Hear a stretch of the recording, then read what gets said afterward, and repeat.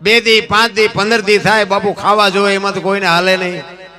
ઘોડાના મોઢાના બાંધવાના પાવળામાં બાજરો ચોટ્યો હોય ખંખેરી ખંખેરીને 2 દી ખાધા અને દી કાઢ્યા. રાણો પ્રતાપ વિચાર કરે આમ તો હારું ક્યાં સુધી જીવવું,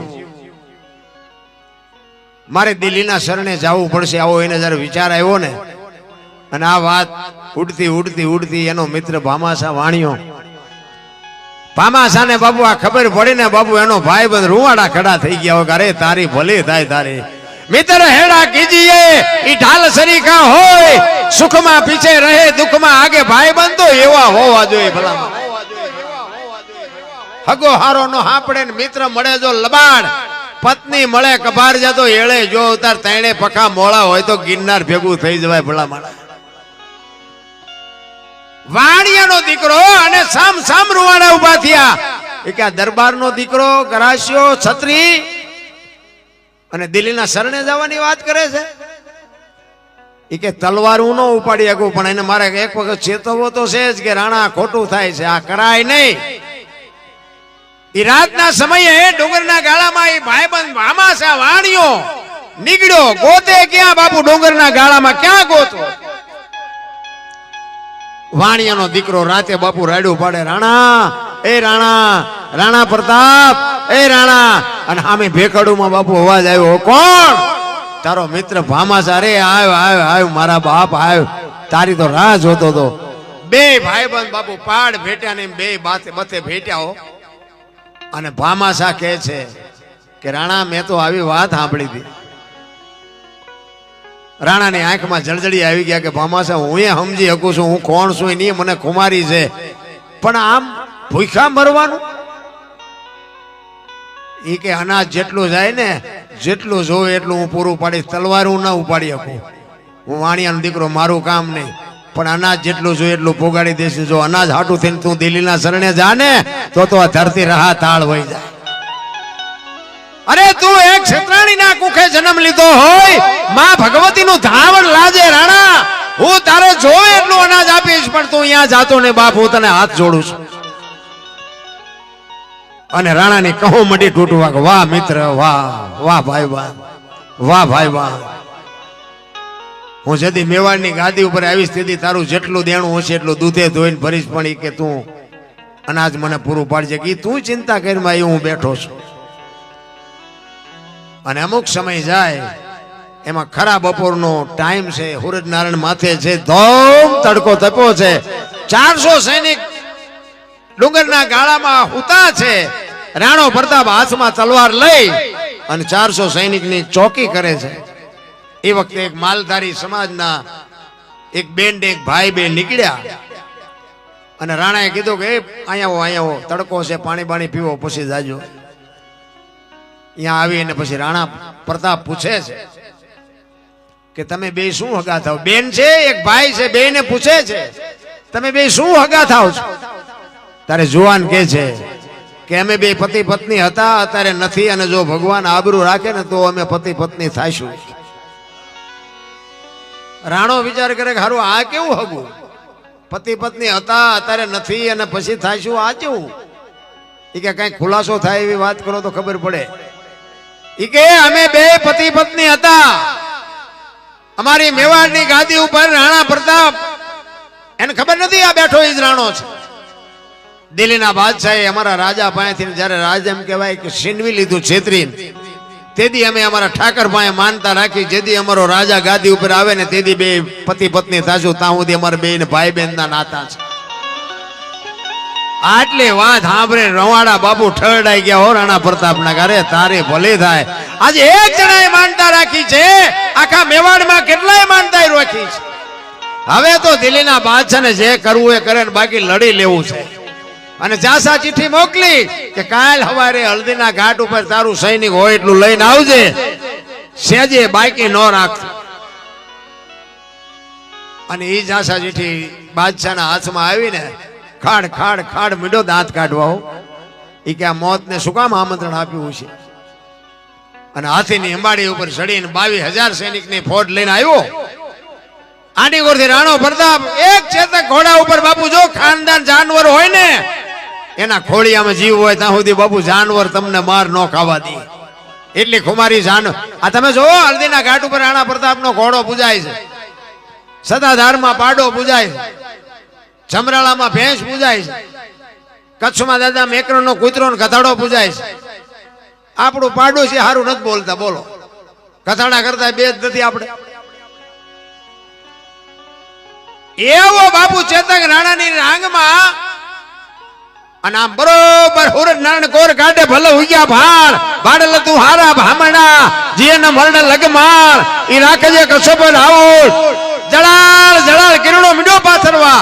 અને આમ 22,000 સૈનિકની ફોજ લઈને બાદશાહ આવે, આની કોરથી ચેતક ઉપર બે અને રાણો આવે અને બે બાપુ નગારે ઘા પડે અને પછી યુદ્ધની જે તાળા પાડી બોલી છે, તલવારોની તાળીઓ મંડી પડવા અને રાણો પ્રતાપ એક એક ઝાટકે 5 ના માથા મીડો પાડવા. ઓ ભાઈ એવું ઘમસાણ યુદ્ધ જામ્યું. દિલ્હીનો બાદશાહ હાથીની ઉબાડી પર બેઠો બેઠો વિચાર કરે છે કે વાહ રાણા વાહ વાહ, તારી જનેતાને ધન્યવાદ દેવાય. હું આ 22,000 ને રોટલા દઉં છું, પણ તારા જેવા જો મારી પાસે દ હોય ને આખા હિન્દુસ્તાનમાં કોઈને રાજ ન કરવા દો. વાહ ક્ષત્રાણીના કુંવર વાહ, શું તારા મારે વખાણ. બાપુ ખા કરતા આવડે તો દુશ્મનને વખાણ કરવા પડે. રાણા પ્રતાપને એમ થયું કે આ બધા મરે છે તો નિર્દોષ મરે, આમાં ડખો તો બાદશાહનો મારો બેનો છે. બાદશાહને દેખાડું કે ગરાણીના ધાવણમાં તાકાત કેટલી હોય. બાપુ એ તો જે કરતા હોય કરે, અત્યારે તો બધા બાયું સડાવે છે, વાતમાં કાંઈ છે નહીં. એ તો ખરા ખરીના ખેલ આવે ત્યાં ખબર પડે.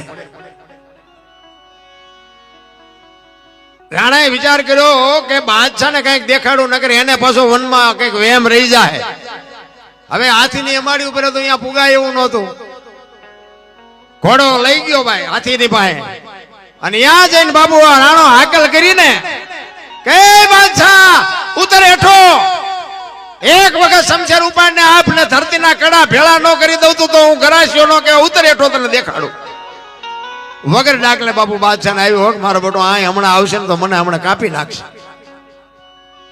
અને એ એક ખેતરવાનો રાઉન્ડ મારીને ચેતક નો ઘોડો હતો ને, ઘોડાને બાપુ રાણાએ કીધું ચેતક ચેતક મેં આખી દુનિયામાં બે ને બાપ કીધા છે, એક મારો જન્મ આપવા વાળો એક એકલિંગજી શિવજી મહારાજ, આના સિવાય મેં દુનિયામાં કોઈને બાપ નથી કીધો.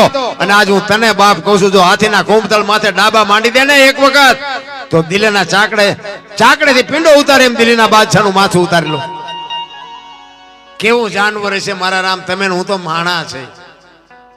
આવું આપણે સાંભળે ને ત્યાં આપણે એમ થાય કે આવડા બૂસ મારે એવડા એમને શું કરવું જોઈએ.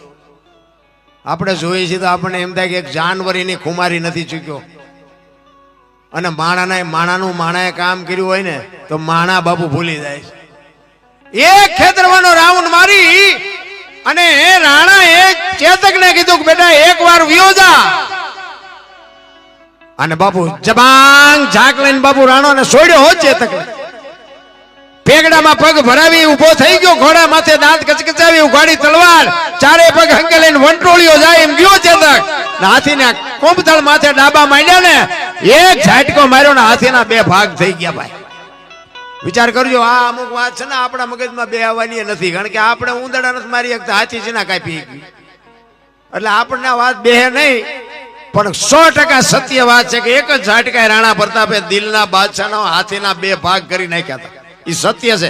માને એને મુબારક, ન માને એને મુબારક, આપણે કોઈને મનાવવા નથી.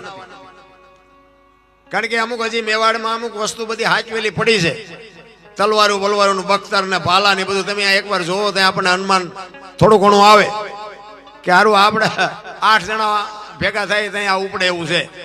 હવે આને એક વ્યક્તિ ઉપાડતો હોય એટલે થોડુંક માનવું તો પડે, પછી ન માને એને કઈ મનાવવાની જરૂર નથી.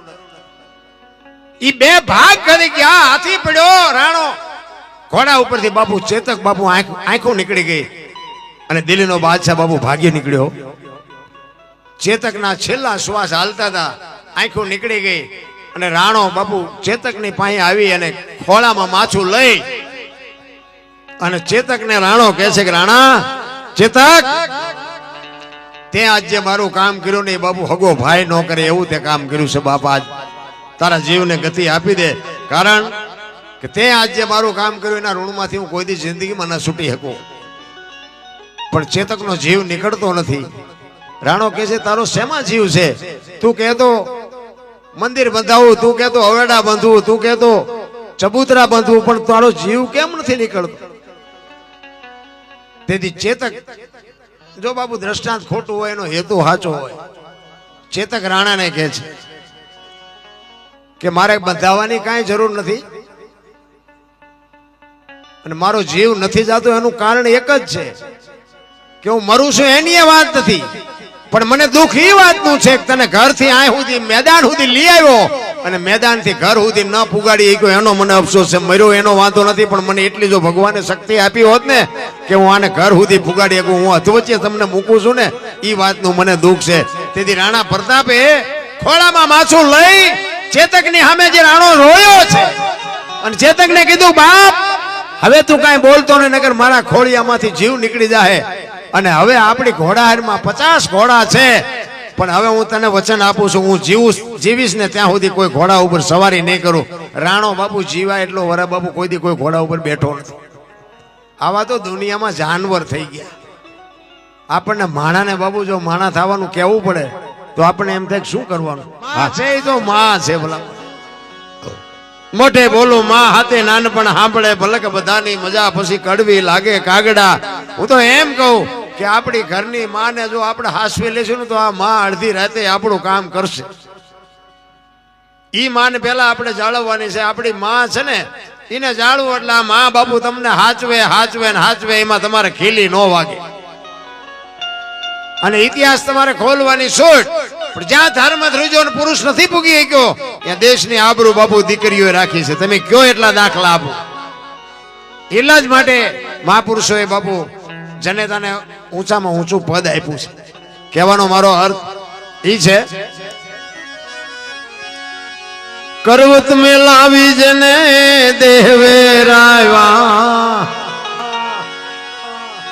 કાળજા કાપીન ધરતા, કાળજા કાપીન ધરતા. મોરધ્વજ રાજા વિચાર કરજો. એક જય માતા જય માતા બાપુ સાહેબ. મોરધ્વજ રાજાના આંગણે કોઈ અભ્યાગત આવે અને પોતાનું જમણું અંગ માગે અને કરવત મુકાવીને બાપુ લાકડા વેરે એમ દેહ વેર્યા છે, તો આનો ભરોસો કેવડો છે? તમે જોવો તો ખરા અખિલ બ્રહ્માંડના માલિક કૃષ્ણ પરમાત્મા અને અર્જુન બેયની જ્યારે બાપુ ભક્તિની પરાકાષ્ઠા હોય જેને કહેવાય. હસ્તિનાપુર અર્જુન અને કૃષ્ણ પરમાત્મા દ્વારકા. અર્જુન દરરોજ હસ્તિનાપુર થી દ્વારકા કૃષ્ણ પરમાત્માનું મોઢું જોઈ અને પછી બધું કાર્ય કરે. એટલે એક દિવસ કૃષ્ણ પરમાત્માને એમ થયું કે અર્જુન તું હવે ન આવતો હું ત્યાં આવીશ. તો કે તો સારું, મારે આટા મીટા. અને કૃષ્ણ પરમાત્મા રોજ જાય છે હસ્તિનાપુર. એમાં એક દિવસનો સમય અને રૂક્ષ્મણીએ કૃષ્ણને પૂછ્યું કે પ્રભુ તમે રોજ ક્યાં જાઓ છો? એટલે કૃષ્ણે કીધું કે એ બધું કહેવું જરૂરી નથી. આપણું બૈરું આપણને કંઈક પૂછે અને પછી આપણે ના પાડીએ એટલે તો બૈરાને શંકા જાગે. એ કે પણ રોજ જાવ છો ક્યાં? મને કહેવામાં વાંધો શું છે કે પણ અમુક વાત ન કહેવા જેવી હોય ન કહેવાય. તો કે ના મને કયો કે ના ન કહેવાય. એટલે એ રૂક્ષ્મણીને એમ થયું કે આ ક્યાંક હલવાઈ ગયા હોય એવું લાગે, દેણું બેણું થઈ ગયું છે. એટલે રૂક્ષ્મણી કહે છે કે મારે આવવું છે તમારી હારે. તો ભગવાને ના પાડી કે ના ભાઈ ના, અહીંયા કઈ કામ નથી. એટલે રૂક્ષ્મણીને વધારે બાપુ શંકા જાય છે. એ કે મને નથી લઈ જતા એટલે તમે ક્યાંક હારા મારા હલવાના છો, એ વાત પાકી છે. એટલે બે વાત કરે છે. એ વાતમાં થોડોક સમય થઈ ગયો એટલે અહીંયા અર્જુન રાહ જોતો હતો અને ભગવાન આવ્યા નહીં. એટલે અર્જુનને એમ થયું કે આજ કદાચ કંઈક કામ આવી ગયું છે, કાંઈ વાંધો નહીં, આપણે એક દી ઉપવાસ કરી નાખશું, એમાં શું ફેર પડે. એટલે નાઈ ધોઈ અને પોતાના રૂમમાં સુવા માટે ગયો. અને કૃષ્ણ પરમાત્મા અહીંયા આવ્યા અને પૂછ્યું કે અર્જુન ક્યાં ગયો? તો કે એ અંદર હૂતો છે. હવે અર્જુનના વાળ આમ